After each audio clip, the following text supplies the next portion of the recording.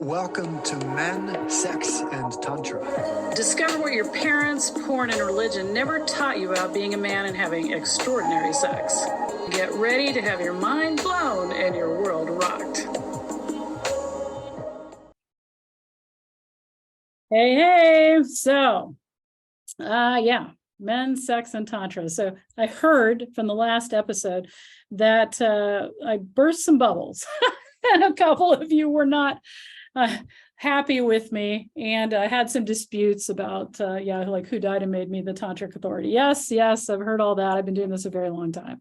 But today, let's talk about neo-tantra, and let's talk about some of the ways in which you could be having sex in a more neo-tantric way. And let's just use the word conscious. How about that? In a conscious way, because that's really what we're really all we want to be about. So the first start of having great lovemaking or sex, are they different? Maybe they are for you. Maybe you're somebody who has sex without an emotional connection. Okay, let's call that sex. Or you're that person who's relationship centric and you don't have sexual connection without being emotionally connected. Let's call that making love.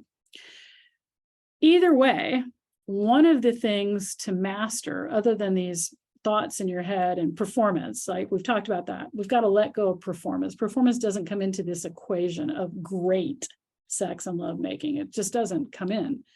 What comes in is your ability to breathe. And I don't mean breathe like you're breathing. I mean your ability to master your breath in a way that regulates your nervous system and allows you to be in the moment. Okay, Tanya, what the heck is the moment? Showing up for what actually is happening. In this moment, if you checked into your body, what does check into my body mean? That means feel your sensations, like, are you hungry? Are you cold?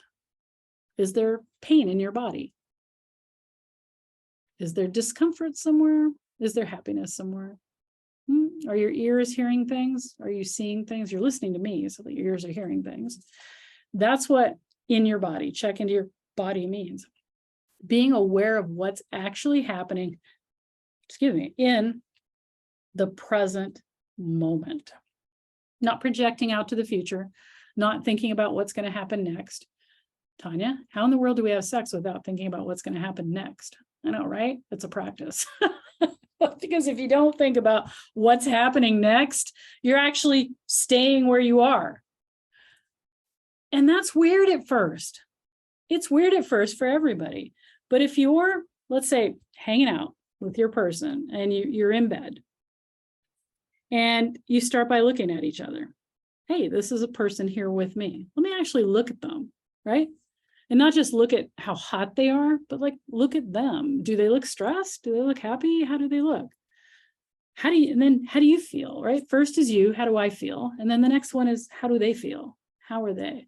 You're like, well, now I don't have an erection and I don't feel like sex. That's okay. Guess what? That's awesome. Perfect. Perfect start to great lovemaking. Nobody into it. The mood isn't something you have to be in or hold on to because it's always there if you relax. You're there, you're hanging out with each other, you're exploring the moment, meaning staying in what is. You feel like touching her face. Yeah, you touch her face. She responds, that's great. You have a talk, like, what are you feeling right now? How are you? How's it going? And maybe she says, you know what? I'm not feeling really sexual, but I am feeling really cuddly and intimate. Would you stroke my hair? Sure. So now you're stroking her hair and you're feeling what you feel while you're stroking her hair. She's feeling what she feels. And you're like, when are we getting to the good stuff? No, this is the good stuff right here. A lot of men don't have a big tolerance for that. Like if I know from personal experience that if I have a new man in bed with me and I want to just stroke his face and stroke his hair, he's gonna grab my hand at some point and put it on his crotch. Here, grab here. Look, I know it's there. I know it's there. I got it. And so I'll have to say, hey, this is part of my pleasure is enjoying you and being right here. In which case then he'll want to grab me because there's that pushing forward So that's the first thing that we need to move past, is that trying to get somewhere. Well, Tanya, what happens if we just don't do anything? Well, you might not. You might just both lay in bed and be okay laying in bed together. If you can do that, you're well on your way to great lovemaking. Absolutely. This doesn't sound like any fun. No, I know, I've heard all this. Beginning to do this, no, it's probably not. It's not the fun you're used to. It's not the action-oriented thing you've been taught or told you should do. The woman might be, if she's never understood anything like this, she could very well be super impatient as well, because she's trying to get to something too. If you're both trying to get to something, I get it. But you know what? That passion that both of you are feeling in regular type of ways that you have sex is actually so small compared to what you can grow. The arousal level that you feel like is your 10 is actually sub-basement to the ability that you have when you master taking a breath, being present, and getting out of your head and being in the moment. Because most of us have learned how to have sex and get off at a dismal level of arousal. Dismal level of arousal. Women can actually have an orgasm and not even be turned on. And there's plenty of men that are that way too. You can be hard and not turned on. Maybe you're surprised by that. You're a man. You shouldn't be surprised by that. Absolutely. Women can get off without even enjoying it. Wow. If you think about that, then it really leads us to wonder what it is we're doing there and why we're pushing forward for something instead of relaxing in what's going on. And yeah, it's a very different way of looking at it. It's a very different way of being. It'll be awkward and weird at first. Obviously, if you're with somebody that you can talk to beforehand or listen to this recording and say, I want to try this. Yeah, but it's more subtle.